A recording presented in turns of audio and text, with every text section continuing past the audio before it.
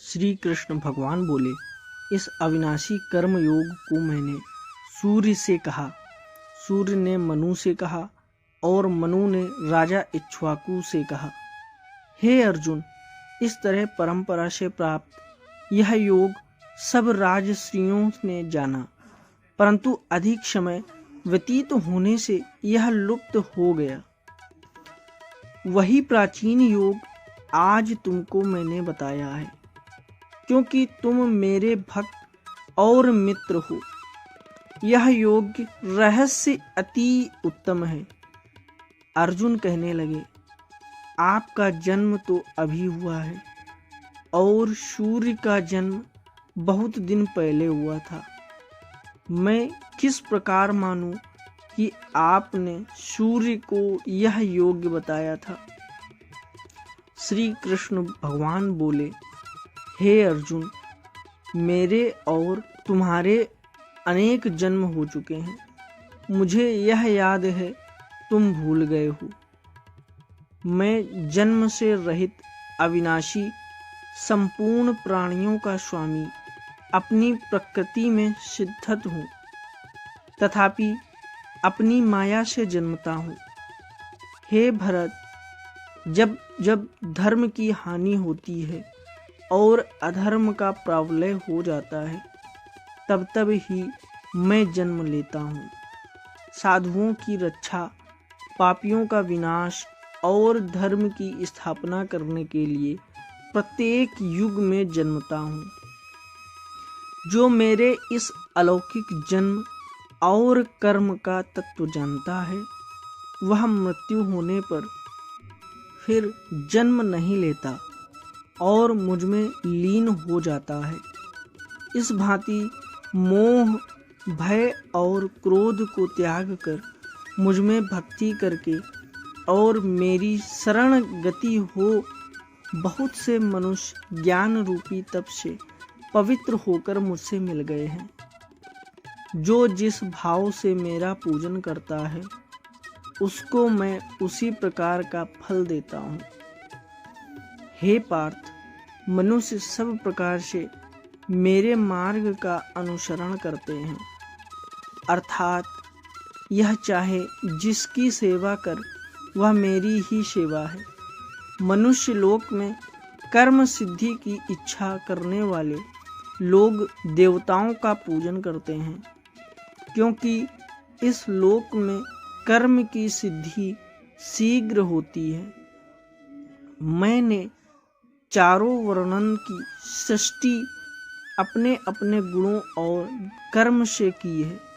सृष्टि का कर्ता मैं ही हूँ, तथापि मुझसे अकर्ता अविनाशी जानो। कर्म मुझको बद्ध नहीं कर सकते और कर्म फल में मेरी कामना नहीं है।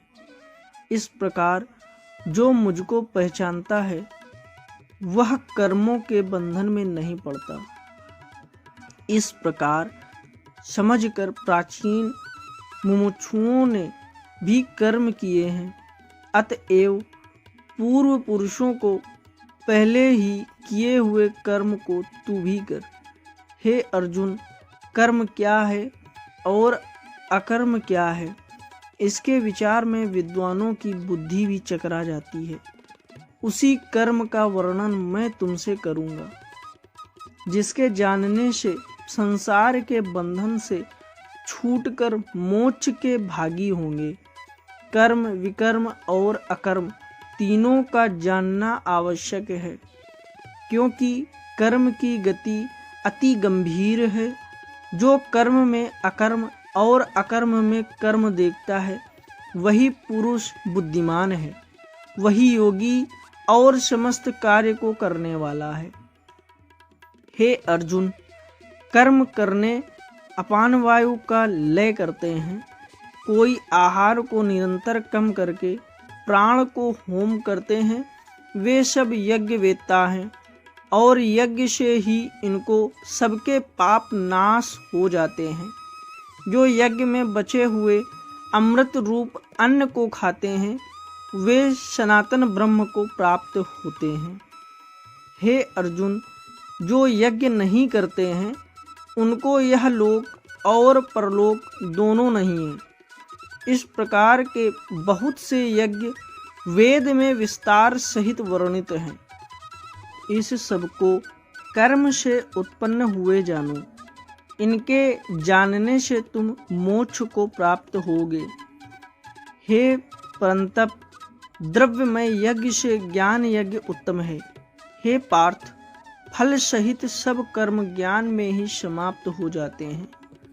सो उस ज्ञान यज्ञ का तत्वदर्शी और ज्ञानी लोग तुमको उपदेश करेंगे, इसलिए तुम उसकी सेवा करना और उनको विनय पूर्वक प्रश्न करके ज्ञान यज्ञ जानना।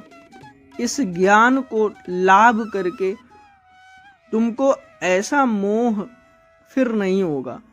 इसी ज्ञान से समस्त प्राणियों से भी अधिक पाप करने वाले हो तो भी ज्ञान रूपी नौका से ही सब पाप रूपी समुद्र को पार कर जाओगे।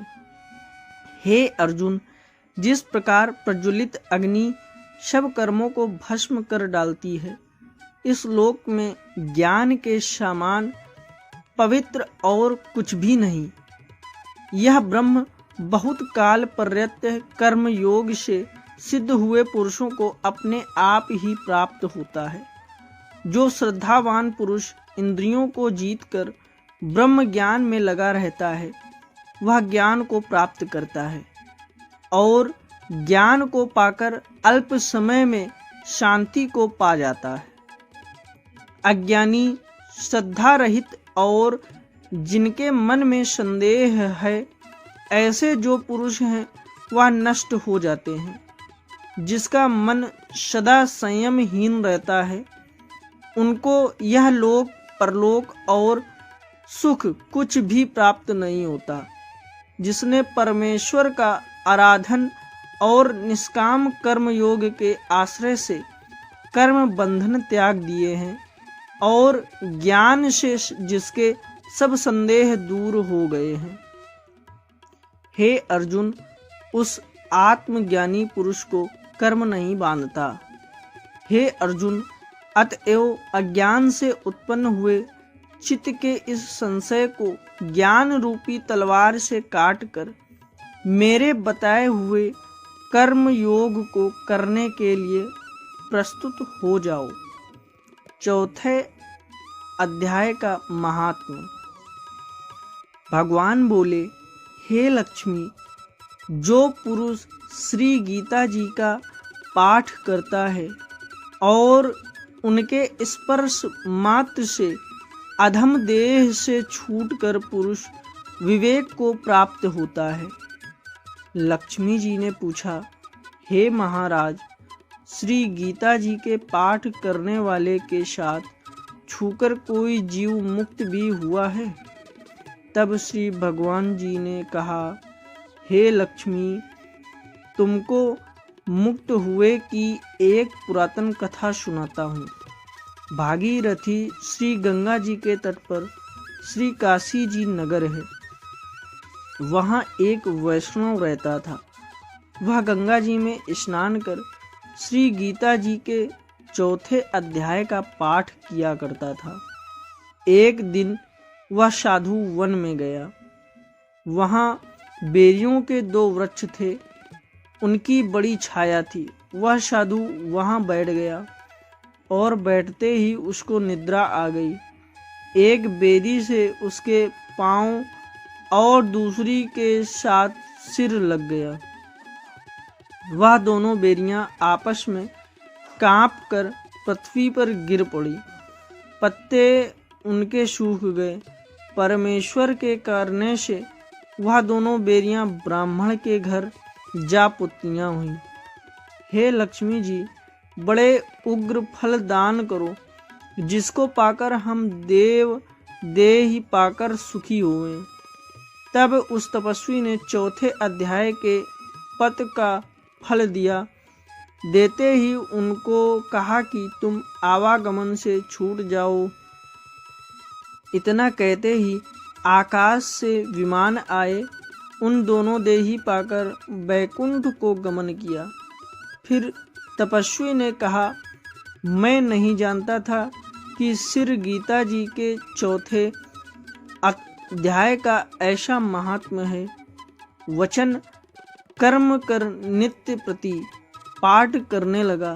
तब श्री नारायण जी ने कहा, हे लक्ष्मी, यह चौथे अध्याय का महात्म्य है जो तुमको सुनाया है। दोस्तों, चैनल पर अगर पहली बार आए हैं तो चैनल को सब्सक्राइब कर लें और ये वीडियो आपको अगर अच्छा लगा है तो लाइक, कमेंट और शेयर ज़रूर कर दें। धन्यवाद।